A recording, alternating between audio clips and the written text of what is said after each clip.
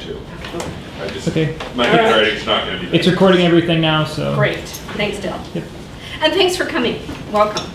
What we would like to do is kind of see what experiences you've had with reflection in your classes in the past and personally, and talk about some of the theory behind what makes a reflection accomplish deep learning, and give you some practical suggestions for what you can do in a classroom, maybe that aren't time consuming. We've got a rubric continuum that we've built for assessing reflections or examining reflections, and that's part of the packet that we'll hand out. But before we get started, why don't you take a couple of minutes and just jot down some notes of examples you can think of, a list of promising practices that we're looking for in a good reflection from students. As well, you can make a list of poor examples and share some of your ideas that you've seen that were not effective.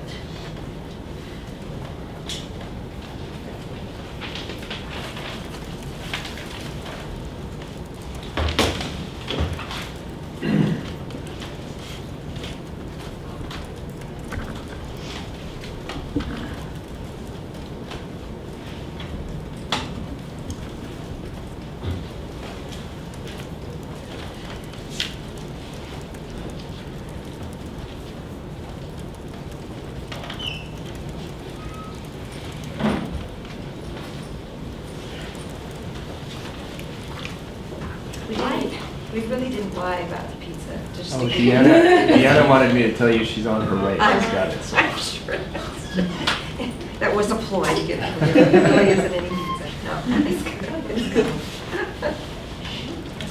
I'm sorry, Kathy, go ahead. No, I was just going to tell our people who just came in, we're making notes about effective things you've seen in reflections, and maybe poor things you've seen in reflections.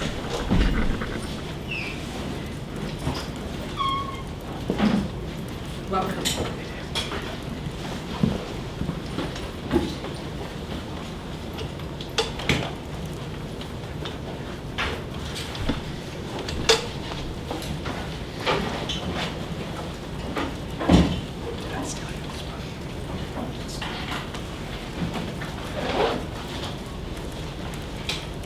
One of the things Kathy and I, in our conversations, have said several times is, well, you kind of, you know a good reflection when you see it. And you know, similarly to one that's not very effective, but what we're trying to figure out then is, so how can we zero in on those good characteristics so that we can talk about them with our students?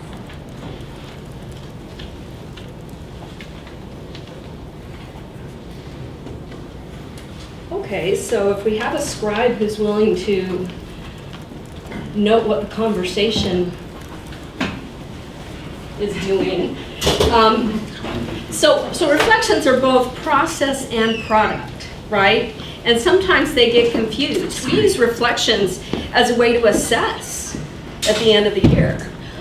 So how do we deal with the difference?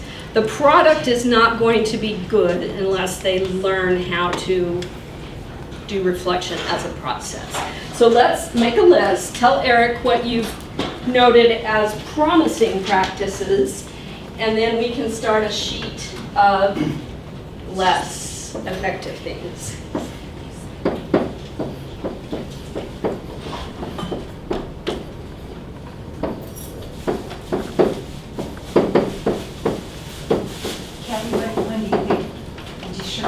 I think everybody should help themselves. Okay, let me put the boxes Yeah. on. Yeah. Yeah. Using examples from their own work. So under effective, I say. They say on the side what they are, I'll let you all figure it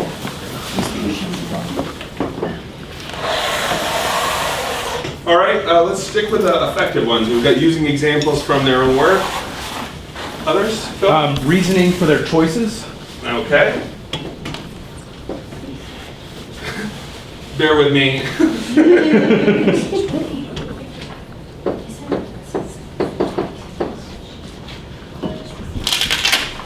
toying with examples, I like to ask them to include a quote or phrases or sentences change Okay. for effective.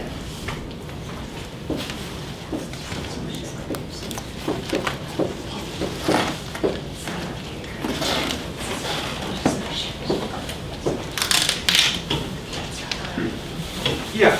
All right, so my experience with using reflections has mostly been in teacher training context. Mhm. So if someone is doing a practice teaching situation, and then I want them to reflect on, I want them to think about specific strategies that we've already discussed in theory, and then when they do their practice teaching, they can think back, okay, did I apply those? So it's some kind of Connection with theory. features Connection or with theory, strategies yeah. or some Yeah. kind of list of things that you're looking for, you know? For making a And practice I can more. definitely apply that to 150 as well, but it's like having some kind of criteria that you're looking for Yeah. in the prompt, Yeah. you know?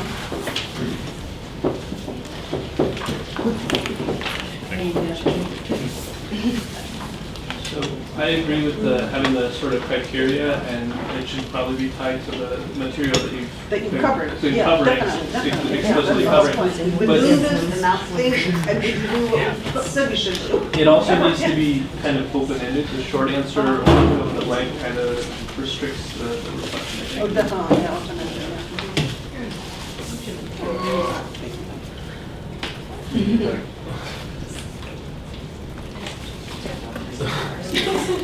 I started looking at the X.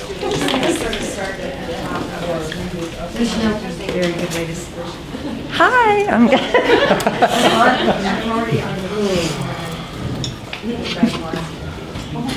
No, I'm in deep trouble.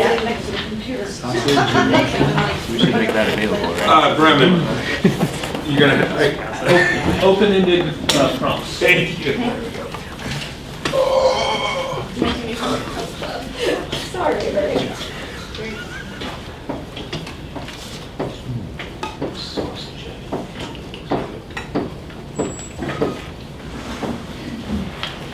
Just for fun, let's have you share some of the poor examples, the things that are not effective. I think, like, just in response to open-ended, having kind of like a fill-in-the-blank worksheet probably doesn't work very well, even if, you know, you can tie it directly to the curriculum. If you can have just a very short, like, one-sentence answer, it's going to be I say, yeah, kind of relating to that was in the reflection, if it's very clear that they're talking to the teacher and not really talking to themselves at all, and just to the teacher, that's fine. And here's where we run into a problem with this process versus product. If they're doing it for their portfolios at the end of the semester, they know they have to say certain things, and it almost loses that connection with self. One of the major points that we hope you will take away from this workshop today is that those reflections at the end of the semester will be much more meaningful if students have learned how to reflect along the way and have developed a habit of thinking reflectively before they get to the high-stakes stuff. And unless they have explicit practice doing that, and unless they have even explicit instruction about how to do that, they may not. Guaranteed, they've all had chances to reflect. In high school, they're told to reflect, but not very effectively sometimes, it seems. All right, so what other examples have we got for? Yeah, I could fit I could fit two more effective on there. Or we But we need some start- not effective We too. could start a new page too. I could add a not effective, just from looking through some of our archives.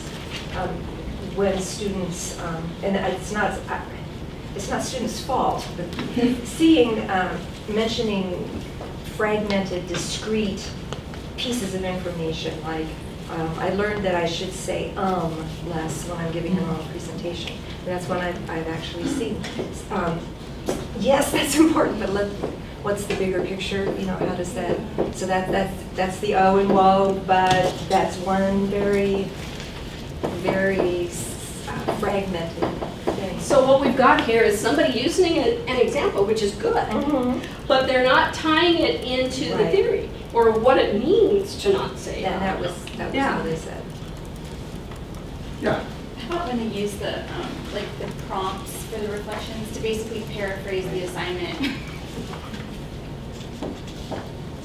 What literature tells us is that students, if we don't do a better job of scaffolding and supporting it and giving them feedback, that students will fall back, obviously, as we all would, to cliche responses.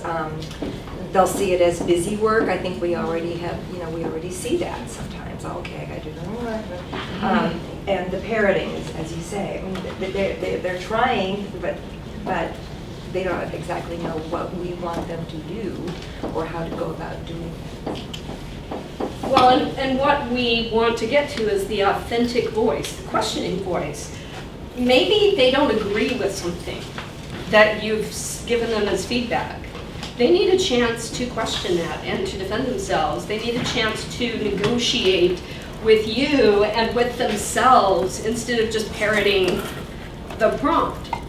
So I did an activity that I'll show you a little bit later where some people said, it was all I could do just to bring myself to write this assignment because it was really, really boring. And I talked about that in class and I said, I really appreciate you being authentic. Because until you're authentic, the real learning is not going to happen.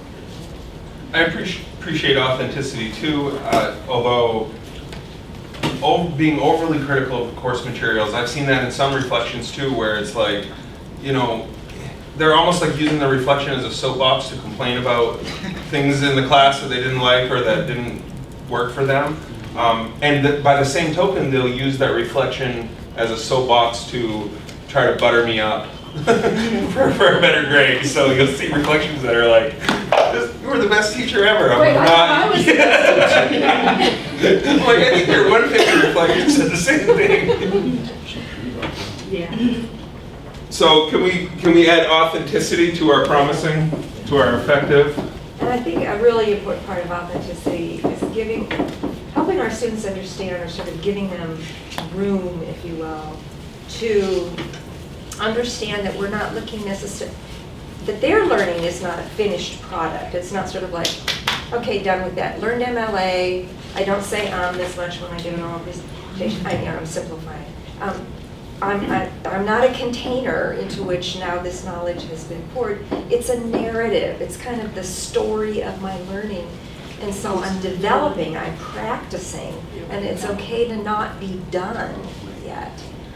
Does that make sense? Yeah. We can sort of change their thinking about it. So I have a question, because it's Kathy, right? I could do that before I'm done. Anyway, I'm just curious about the order. So it seems like in the 150 materials, the order is they do the assignment, they reflect, you get feedback. And what you just said was a different order than that. And I've actually been doing the other order. I've been doing the assignment, I give feedback, they reflect after I give the feedback. And I guess I find with practice teachers, they don't need my feedback first. Because we've talked about the theory, they know, okay, I talked too much during that lesson, or I need to do this, or they can reflect and come up a lot on their own without me, But with these students, they're in a different place. I don't think they can, sometimes I feel like they don't even know what to reflect on until I give them feedback. Right. So Right. I'm just wondering about that order. I think that you've got a really valid point there. And one of the things we want to impress today is that reflecting ought to happen at multiple points in the composing process. Reflecting of some sort. Maybe not formally written reflections, but reflecting of some sort, because it's important to have that dialogue with students. So you grade a paper and you give them feedback and you want them to read the feedback. And if you then ask them in a reflection to respond to that feedback, you can offer them better help than if you ask them to reflect on the process right as soon as they finish the assignment. Now, it's valuable to do it that way, but sometimes it's nice It's to like give them the reflection. They don't come up with anything, they just think, oh, wow, this is really great. Yeah, I yeah. have a lot of really specific examples, and I read, I go, And they'll give you a narrative of what they did, but you won't necessarily see them really doing some thoughtful thinking I just feel about like it. they need some input before they reflect. I don't know, Yeah. that's, Okay, that's just one way to do That's it. very well. Okay. Yeah, and I mean, there's other things to reflect about too, you know, the peer response process is very helpful to have them reflect on, you know, their peers' feedback right after, maybe not in a formal way, maybe by jotting some notes down while their partner's talking to them. But pretty much any time a student hands in a draft is a good moment to have them read it over and do some reflection, whether that turns into an essay or not. You know, I really like what Kathy's response to that was, because much like the writing process isn't actually broken up into separate pieces, reflection is not, you know, revision doesn't happen just at the end of the writing process. It's something that you're doing along the way. And it's the same thing with reflection. You don't just stop and say, I think I'm going to reflect now. You know, it's more like you're in the middle of doing something else and you're like, oh, I really shouldn't have, you know, added that line at the end of that paper, or however, whatever it is. They often come in flashes. And so a lot of times for me, reflective writing is about looking over notes that I've made along the way and trying to recover some of those insights that I had, you know, earlier in the process, and making notes about them. Usually, to be honest, on a piece of writing that I'm trying to improve, that's where most of my natural reflection occurs. So it's a little bit unnatural to take reflection and put it into an essay, you know, and hand it in. But it's also unnatural to artificially break up invention, drafting, feedback, and revision as well. Part of why we're doing it is to help students understand these are the different parts, you know. But Barbara, did you Are have there a- any Yes. more of the packets? Because I somehow didn't get one. Oh, thank you. In some ways, then, this reflection becomes a summary of reflection, almost like, you know, these flashes Eric's talking about are diary or journal entries that we're asking the students to assemble. So, I mean, that's sort of an interesting thing. And again, like Eric said, it's sort of artificial to pull together many of the things that we do, you know, in teaching communication, and yet they're our best strategies. yeah. You know, the diary kind of like logging process or way of thinking about it works really well with an electronic portfolio, because, you know, it's built to be a blog. So as my students are making blog entries, that's their reflection. And then when it comes time to write the sort of master reflection at the end of the semester, they've got these partial reflections that have been created along the way that, just as you said, you can sort of look through them and recover the authentic insights and maybe the ones that are not so authentic. Or take a cliche idea and really drill down into it, and so that it's not cliche anymore. Or there are people who assign a journal or a response log. And that way people can respond to readings, they can respond to various parts of the assignment. If you ask for those at midterm, you can give them some thoughtful feedback. If you ask for them at the end of the term, you don't necessarily have to do as much feedback. But they will have had that dialogue with you. I know that Erin reduces the workload for those by saying, okay, pick 3 of your best entries and let me focus on those 3. So there are ways to manage the diary, whether you do it digitally or whether some students still really like writing in a notebook and turning in the notebook. So those are some of the ideas that we want to blow apart this thought that a reflection only happens as the appendix to the assignment as you turn the assignment in. Barb, what kind of practices have you got for us to add to our list? I've got a list that's about 20 things long, and I'm not sure these people want me to read it. Well, again, literature tells us that there is surface learning and deep learning. And it's not a matter that you're just sort of, you know, inclined to one or the other, that until we help with feedback and so forth and classroom practice activities, you know, deep learning isn't going to necessarily happen. And so one of the characteristics of surface learning is that reflection doesn't go with it, or it's the very the fragmented, sort of what I've seen called a serialist type of reflection. I did this, I did this, I did this, and my PowerPoint shows that I'm okay in the O and whoa. And I don't mean to sound, you know, dismissive of our students, but we can't expect them to do really anything more intense than that when we're not giving them very much feedback about it. So definitely giving feedback, the helping them see learning as not done. What we get really excited about seeing is wording that shows that they're starting to identify themselves as learners or as professionals in some way. And that's not something you can really put on a rubric. I want you to call yourself a writer. But if you can see that they're starting to think of themselves in those terms, that's really exciting. Where this is my choice, I made this choice in this paper and I want to improve it by doing this, or I did improve it by doing this because I wanted to sound more professional, or, because I'm learning new things as I go. Those are exciting little labels that we find. Well, if you want to take a look at this handout, the very top 2 pages are an example of how you could look at reflections in a way that allows you to give some feedback without spending hours and hours, and that allows you to just mark an X on the line, on the continuum, so that they can see how they're measuring up to your expectations. These are 5 basic categories that kind of encompass some of the best practices and the best theory about reflections. And we brought up a lot of these on our list already with specific examples, for instance.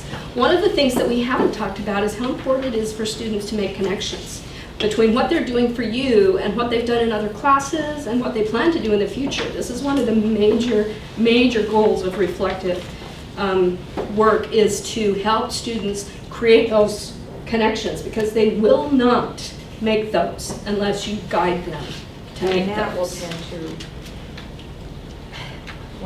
feed the feeling of, oh, it's 150, 250, or whatever class it is. It's its own little encapsulated space where I'm doing what I need to do for this class this semester, and then I'm done.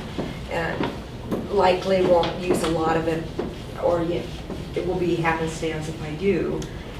Did we talk about also connecting to the course outcomes? And that's important as well. That they need to look at, okay, so what does it say in the student guide that I'm going to be doing in 150, 250, or advanced comm?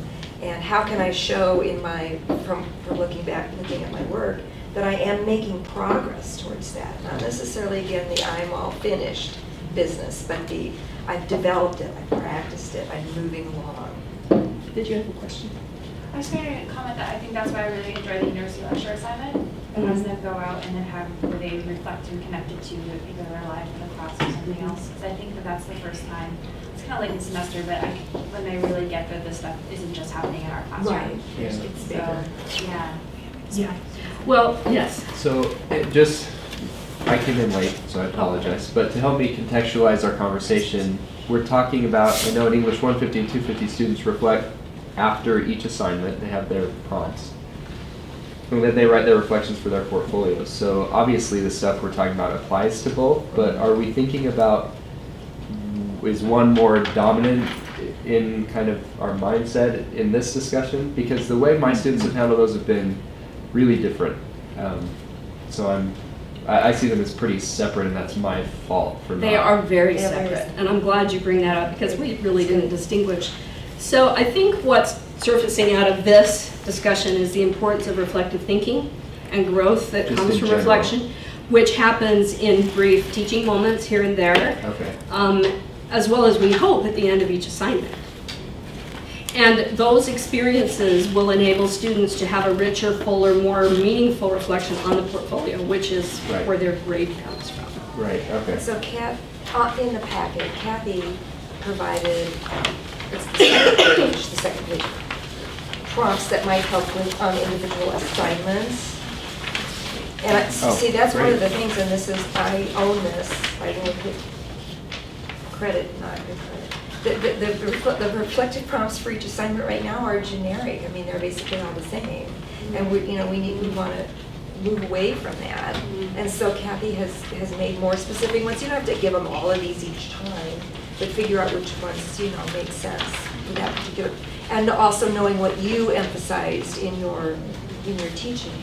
And then I've written some examples, this would be the third page, it says reflection examples by course outcome and mode, that they would write towards the end. So here's what I got for, here's my W. Here's one thing I really got for W. So you see they're longer? Yeah. Does that make sense? Yeah. Does that kind of answer your question? Yeah, this is, I should have just waited until we. No, I'm glad you brought that up Yeah, because that is a really sticky point.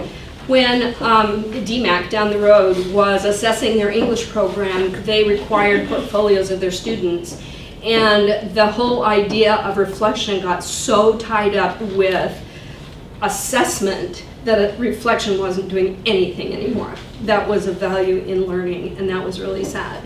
So we want to make sure that students have opportunities to reflect. And if we're talking about the course outcomes, one thing that Brian does that's very simple is he, at the end of an assignment, asks his students, so why did I make you do this? It's a good old-fashioned classroom discussion, but it's a reflective discussion that forces them to look back at the outcomes. Oh, what was I supposed to have learned?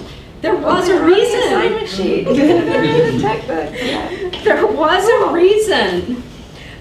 So you can look at this rubric if it's useful to you, great. It has, like I said, several key areas that we focused in on that are important to understanding this deep learning. And you can see that different students will be at different levels, and it's important to help them just bump up where they are. Narrative is really a big step for some of them. And we have to just gently bump them up to the next level and help them on. So these prompts can help you. Now, based on these prompts, I've given you some good examples of how people might have answered them and some poor examples. Like on the bottom of page 2, they told me it didn't flow very well, and so I improved the flow. Are you just despising that word as much as I am? What is flow? They had a whole debate on the WPA listserv one day about what flow means, and everybody's just kind of like, students use it. They glom onto that in high school and think it's an important word, and they throw it out there as though you know what they mean. And I don't know. It probably has got to do with cohesion, but they don't Yeah. talk about it. Most We need to talk about it more specifically than that. Otherwise, flow just sort of seems like. So these are some examples. So one thing that we would encourage you to do if you're trying to encourage good reflective habits is to put examples like these on the board and go through them together as a class. Or give them to the students and have them go through, and you can talk about the characteristics that are on this rubric and say, okay, where does this reflection fall and what do you think this person is showing about the learning? So that it's not a surprise to them at the end of the semester when they find that they didn't reflect very well. They know what you expect and what you're looking for. So Kathy and I made these up so you can use them. And I teased Barb that, I mean, you can tell an academic wrote them. Who else would write? We did our best to assume student voice. It was kind of fun. We couldn't bring ourselves to misspell anything. It's like when you mimic kids' handwriting, but you write with your left hand and your right hand. You have to do Well, that and whole I thing in your wasn't- brain. yeah, I really wanted to, mine are the longer ones, the ones that would come at the end of the At the end, semester. where they're synthesizing various things that have happened throughout the But they are semester. based on pieces, bits and pieces that I've seen in their reflections. Yeah. Let me walk you through this a little bit and explain to you what this is. These are some practical suggestions that are starting points to kind of help us think about ways we can incorporate reflective thinking into the classroom. One is projecting these and going through them together. That's really useful. 2 is something called a gallery walk. This is a page from Donna Niday's book, where you create prompts on big pieces of paper, stick them on the wall, give everybody a little piece of paper, tell them to write an answer to a prompt and go glue it to the paper on the wall. And then they walk around and they look at each other's answers And it's a way to reflect. They get really, really tired of being told to write a reflection, and it's always the same thing, and it's so boring. But this is a way to reflect that's active, interactive, and then you can discuss afterwards what some of their answers were. It also helps them see each other's answers, which is useful, because some of them think they're the only ones who struggle. They're the only ones whose writing process is a mess. And that's just not true. That's what writing is all about, is messiness. Yeah, I usually get two kinds of students, how they handle their own weaknesses as writers in those reflections. There's the kind of student that sort of dwells on the things they're doing wrong, and like it seems like if you read the reflection that they just barely passed the class. And then there's the others who just won't even admit that they ever had a problem at all in any area in this course. And at the end, you're sort of thinking, well, why'd you even take this course? You knew everything from the beginning. So getting to a point where you can grapple with your own weaknesses kind of publicly, really, that's a huge step for a student, and that's a part of a maturing process. Now, there's another one called a pass around, which is where you write a question on a piece of paper, pass around the class, let everybody write a short response to it.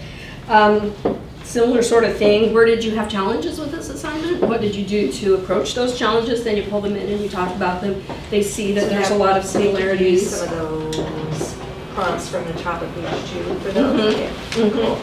Yeah, and you can also do that as an online forum discussion.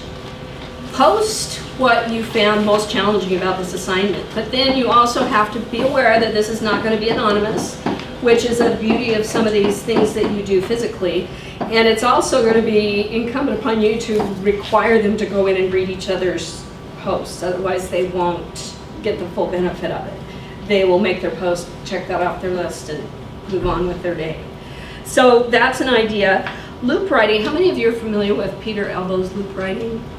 It was extended a little bit by Elizabeth Sargent, where you just draw this map of, for instance, your writing process for that research project. I started here looking at sources, and then I started writing, and then I had to go back to the sources.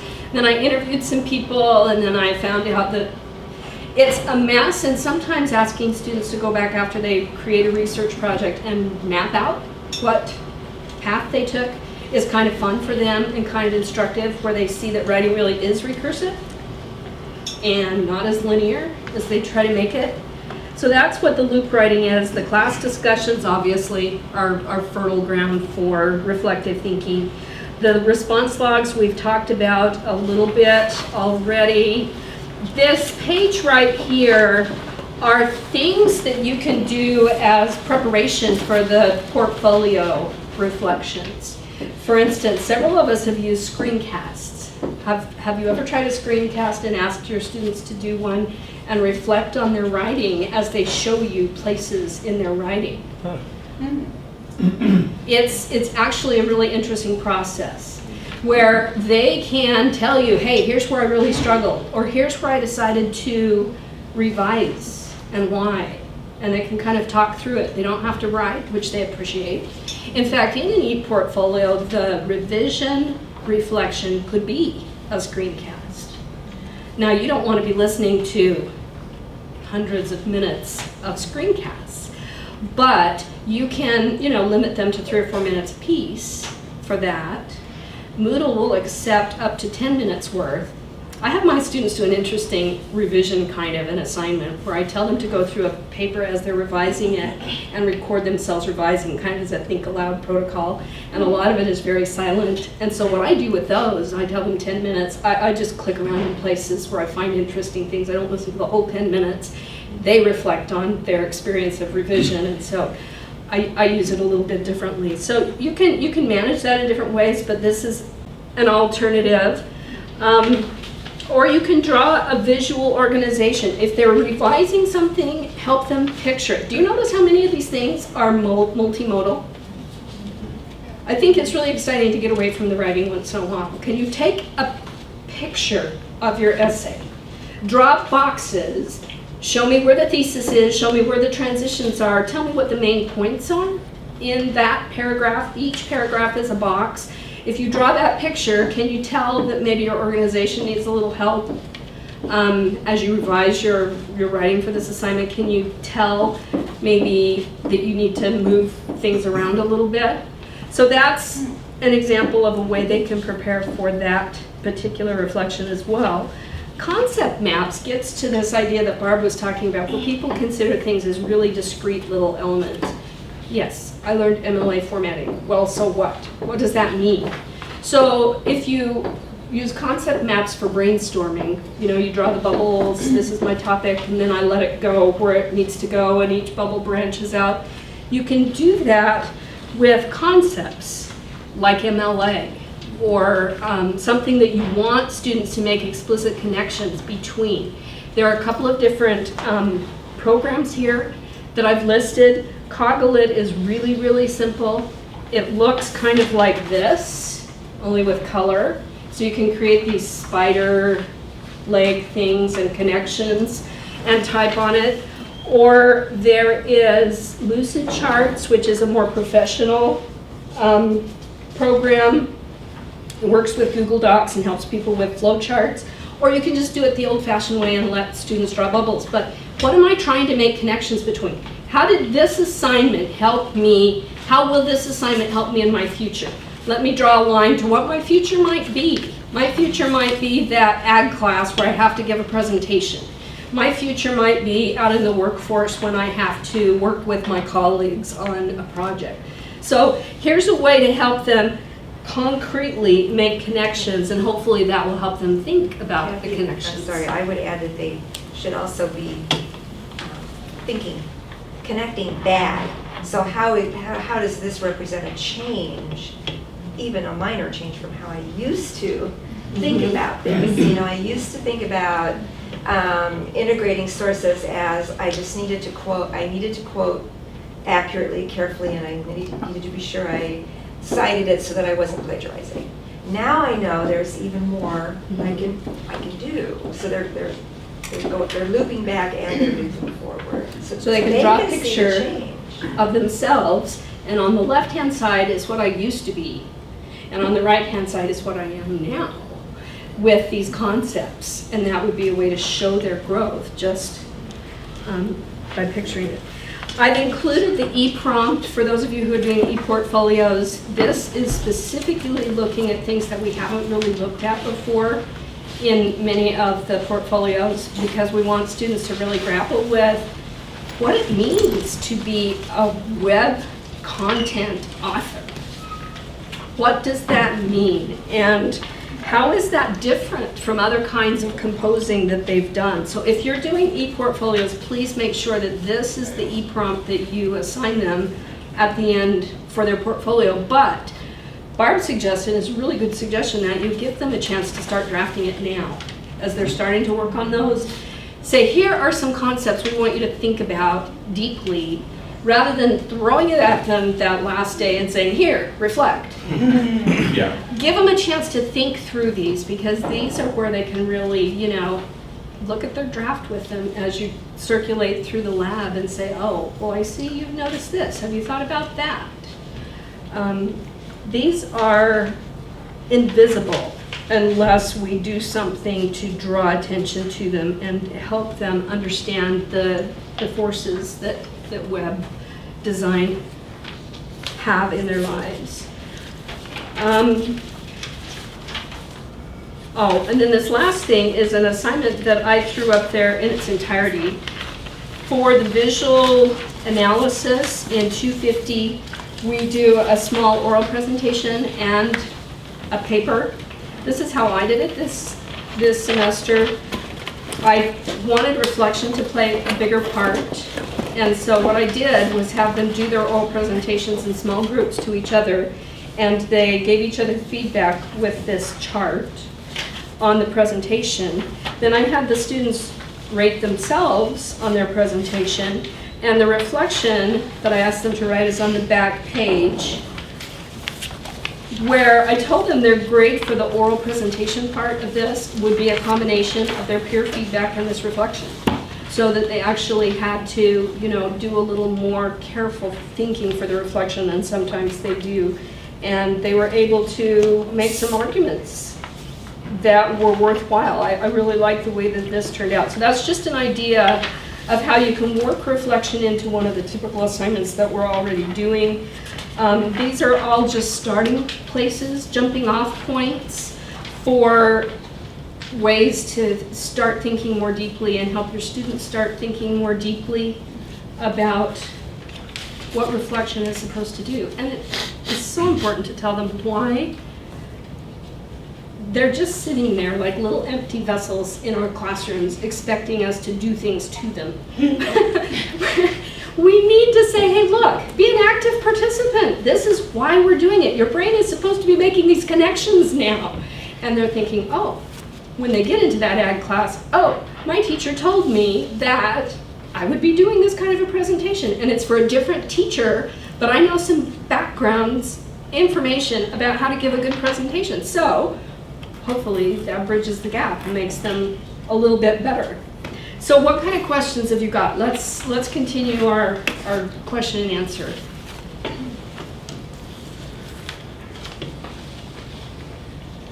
So when we talk about reflection, we have to talk about looking at the work they've already produced, connecting it to the materials we've covered, but a lot of it seems to say that we should have them reflecting forward, thinking a lot more.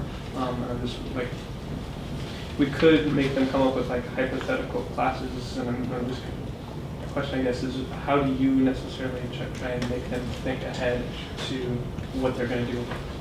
So that's something that happens in the e-portfolio. Let me That give you a would be more nice. specific example. I always do my visual rhetorical analysis first in 250. And at the end of that, I could ask them, how did your skills of analysis that you've developed, how do you think those will help you in a textual rhetorical analysis? How do you see yourself being able to do this work of finding what the author's message was and how the author presented it in the commercial? How is that going to help you in this article? And maybe, within a class, you can project forward as well. Or when you do the summary assignment, say, how do you think this will help you when you have to do your research project? You can stand up there and tell them as many times as you want, but they won't necessarily remember it unless they have to think about it. You want to be careful not to, always be at the end of each assignment, because then you're going to get these grandiose statements. I know as an engineer that I will be doing summaries. Really? I mean, how do they know that? So I think, Kathy's shorter prompts for the individual assignments. I wrote one, where's the one? Blah, blah, blah, where I wrote one where I said, it's under the O course outcome. We should have covered this. Yeah, we should have. One, I two, should three, the third page. The top ones are W course outcomes. The O course outcome, the last paragraph. I know from my friends who are juniors and seniors that in, whatever major, I'll have a lot of group projects. Well, I mean, they legitimately, they know that. They're so I know that being a group member is a skill I'm going to have. So it's not quite as much of a stretch as it may seem. But we don't want, you're right, we don't want to push them into being inauthentic about it. I'm sure this will help me somewhere, sometime, but I don't know. And I was going to say, and it's not just their future profession or future courses either. A lot of this, especially with the digital work, it prepares them to consume media more responsibly and to become, this is going to sound really grandiose, but better global citizens. And so, I don't want my students to say, I learned how to post a hyperlink and so, I can redesign the future, but it's okay if, it's okay if it's not all geared toward professionalization. If some of it is toward their own personal growth and development, that's also another avenue that students can take. Co-curricular activities as well. I'm in this club or organization and we had to do, X, Y, whatever, X, Y, and Z. And I know that that's something that it helped. I'm sorry, go ahead. Oh. I cut you off way Yeah, back, that's and I fine, want that's to fine. go And then back to you. I did it too. So Eric mentioned something that I've observed before where, a student gets I've given a student certain feedback over the course of the semester that, doesn't encourage the type of reflection I see. So the student's successful in a lot of things, but at the end of the semester, the reflection is like, I'm amazing at all of this. And I don't agree with that. So what is the process? My question then is the process of reflection beneficial just on a surface level? Or when that kind of thing happens, when there's a disconnect, maybe the student's not seeing himself or herself in a way that, at least the instructor sees him or her. And I know that's not always an accurate, perception of somebody. But is it important that that there's a connection between the reflection and the reality? In reality. Or is just the process of reflecting? We put ourselves in the student's shoes.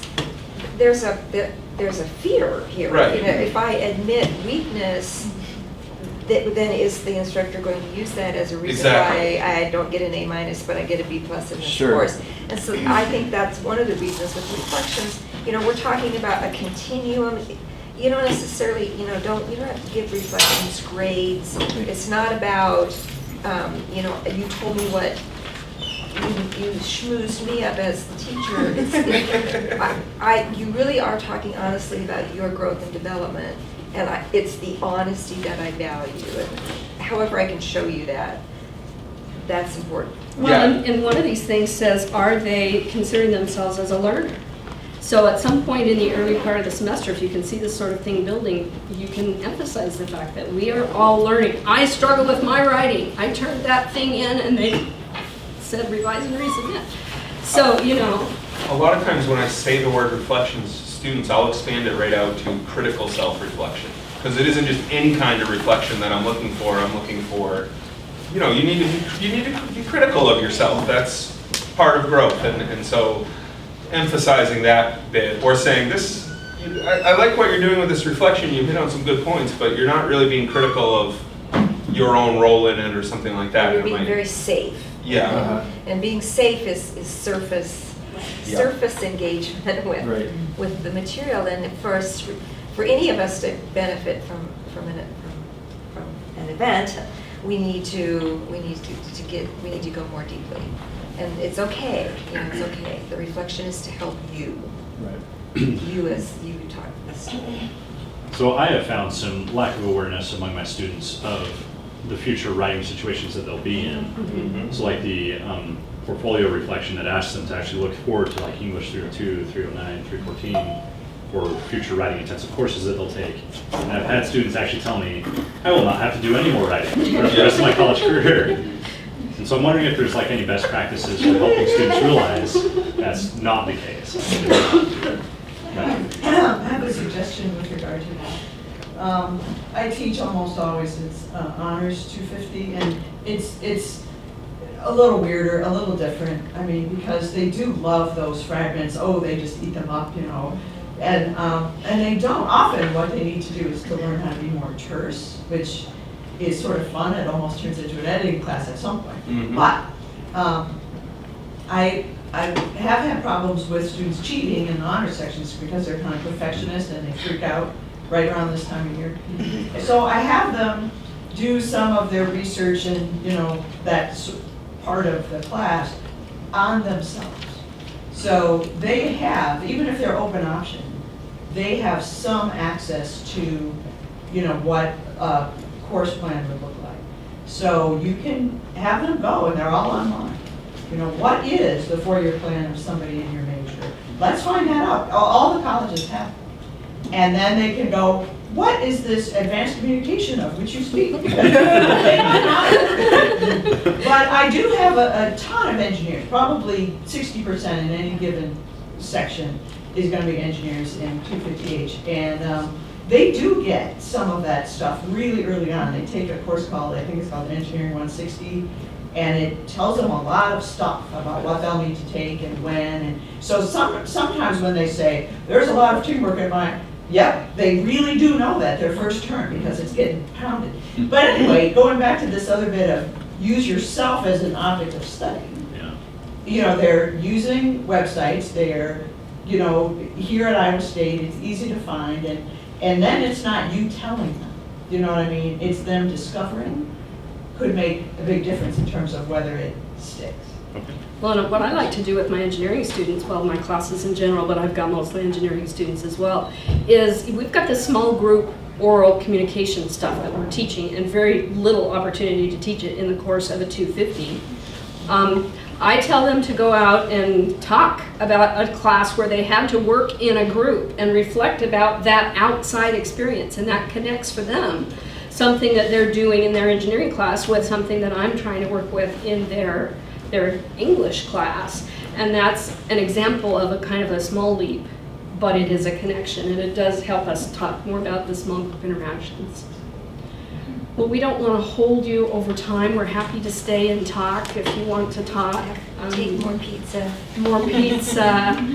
I've also got... Is it fair to, I find myself preaching, not teaching, but kind of inspiring. These students do not read. They do not read at all. You know, I did like a little survey at the beginning of the semester. So what's, oh, I read a comic book, I read magazines.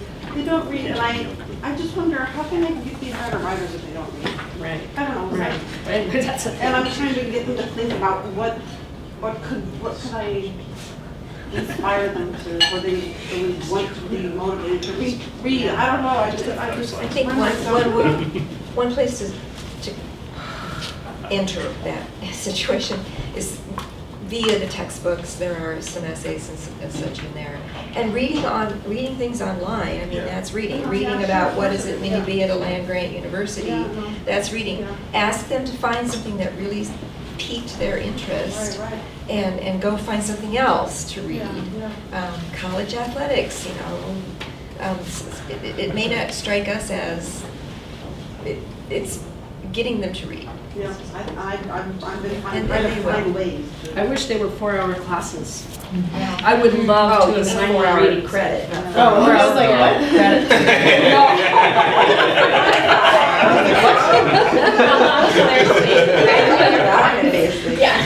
Henry ended with a revolutionary new idea. Well, when we put ISUComm into place, there was much discussion of making it a 4 credit hour class. In the end, it turned out to be a problem was, as you might imagine, at a large university, it didn't fit. That extra hour messed up, I don't know how many other departments and colleges, programs of study for their students. You know, well, if you're going to take another hour, then we can't teach X, Y, or Z class in botany the way, you know, I mean, we're not a unit unto ourselves. So yes, you know, we've thought about it. It would be nice, but we can't impose that the rest of the university. Well, thank you for coming, everyone.